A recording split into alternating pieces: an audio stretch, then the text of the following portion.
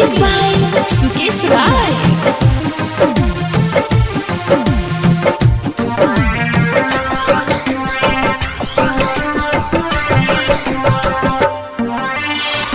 आई भैया हम रमेश कुमार यादव सब लोगों के समक्ष एगो लोकगीत रख रहा बानी। गरीब घर के लड़की रहती है और जब वो अपने मायका से ससुरा जाती है शादी के बाद तो पहुँचती है तो ससुरा के हाल देख के का करती है अपना माई से सुनती है। शादी से पहले सुननी रे माई बड़का भारी बवाल, बड़का भारी बवाल, बड़का भारी बवाल।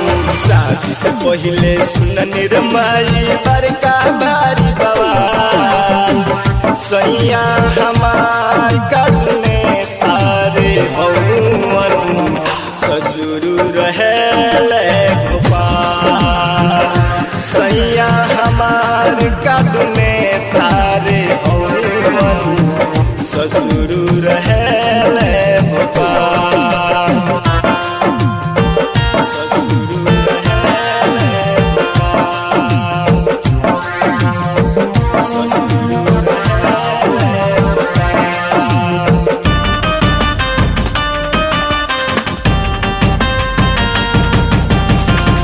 सैया हमार कदने तारे हौवन ससुर रहेले गोपाल। घर में एगो छोट देवरवा भाटा पर कमाला। जौन पैसा मिले रे माई दारू पी जाला, दारू पी जाला, दारू पी जाला।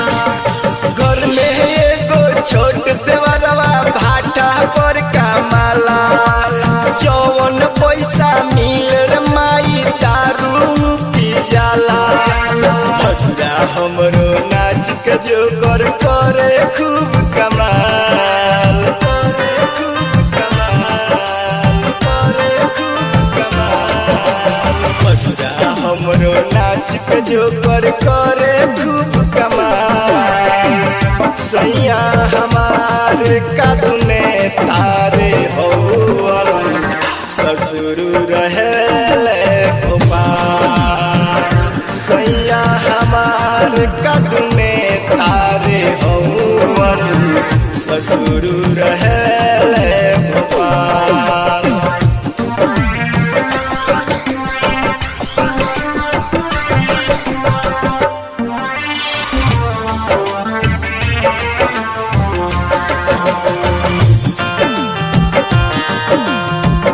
म्यूजिक बाय सुकेश राय।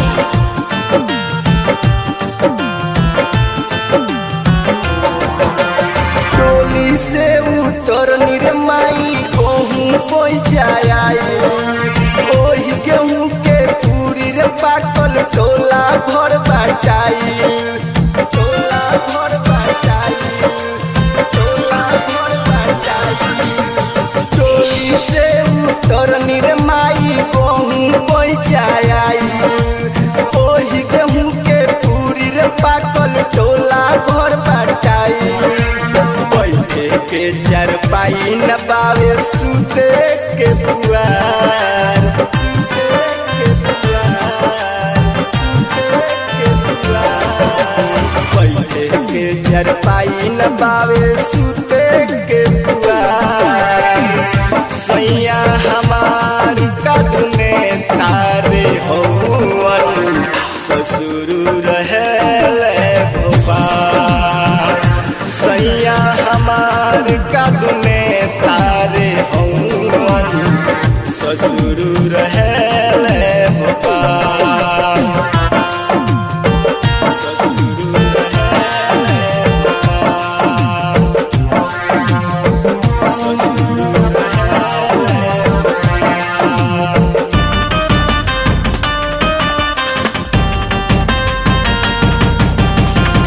सैया हमार कदने तारे हौवन ससुर रहेले गोपाल। बबुआ हमरा संगे बड़का कइले बाटे धोखा। बाप के गरीबी देखी पहिले